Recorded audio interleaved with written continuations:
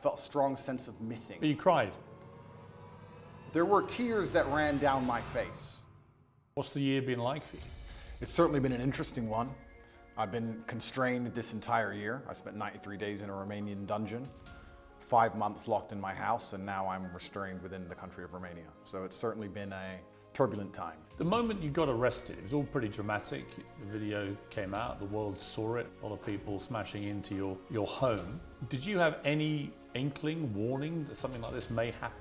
I knew it. I kept saying before I was arrested on every single podcast I did, I said, you get 3 lives in the world. The first life, they're gonna cancel you, they're gonna slander you, they're gonna delete your access to social media so you can't defend yourself. The second life, they're gonna try and put you in jail for no reason, and if you continue to speak against the power, they're gonna assassinate you. I knew I was on my second life, I kept saying it, I knew it was coming. I didn't know the bullshit reason they'd use, but I found out once I was in a cell. When you were arrested, you didn't speak any Romanian at Zero. all. And they didn't speak English to you. Correct. So you were taken to a cell. You had no idea what they were alleging you'd done.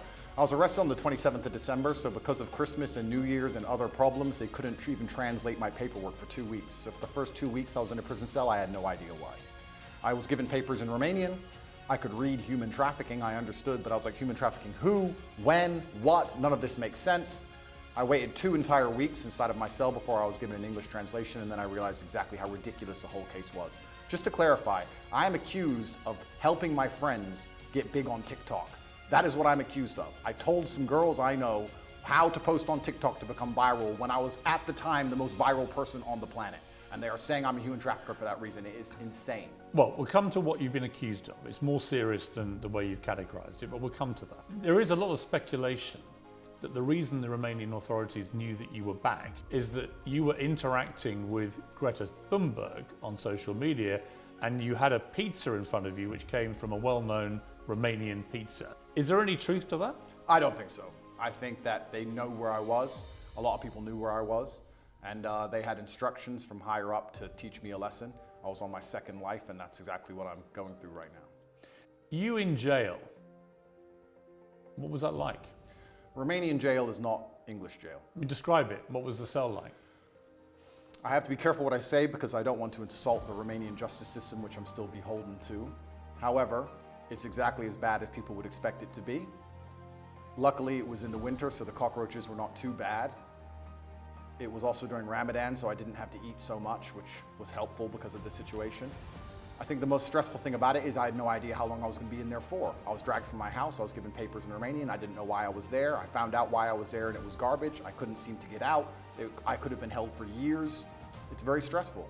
And the best thing you can do is turn to God and train as hard as possible. I did thousands of push-ups a day, every single day. Were you in solitary in this period, 3 months? No, I wasn't in solitary the entire time. Sometimes I was by myself, sometimes I was with other guys, and sometimes I was with my brother. So, when you were on your own, were they keeping you in there for 24 hours a day? Were you allowed out? No, I wasn't allowed out. There was no yard time. It was 24 hours a day, locked in a single room, probably 3 or 4 steps large, and you do nothing but stare at the wall. And you. How many days did you do that for, on your own? 11, 12. You said, interestingly, that you wouldn't categorize what you were feeling as depression because you don't believe in the concept of depression. You and I have argued about that before. But it sounds to me, from what I've seen you say when you've talked about this, that was pretty close to depression, what you were feeling. Life's grim. And if you want to be a superhero, you have to understand in every single superhero movie, he's losing for 80% of the movie. He's going to suffer for the majority of the movie before he wins at the end. I've always wanted an exceptional life, Piers, and I'm not a coward. And I knew that by telling the truth about certain issues, I was going to pay the price for it. So I won't say that I deserve to be in jail, but I certainly put myself in there by telling the truth to the populace and telling the truth and living. But when you're on your own in that cell, what were you thinking? It's a long time to self-reflect, right? It certainly is.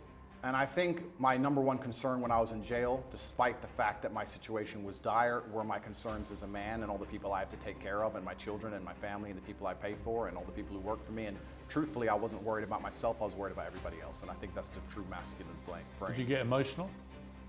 Did you shed tears in your cell? I'm an emotional man. I think men are hyper emotional. We just have to control it. It's difficult for me to answer the question because it was an interesting frame of mind.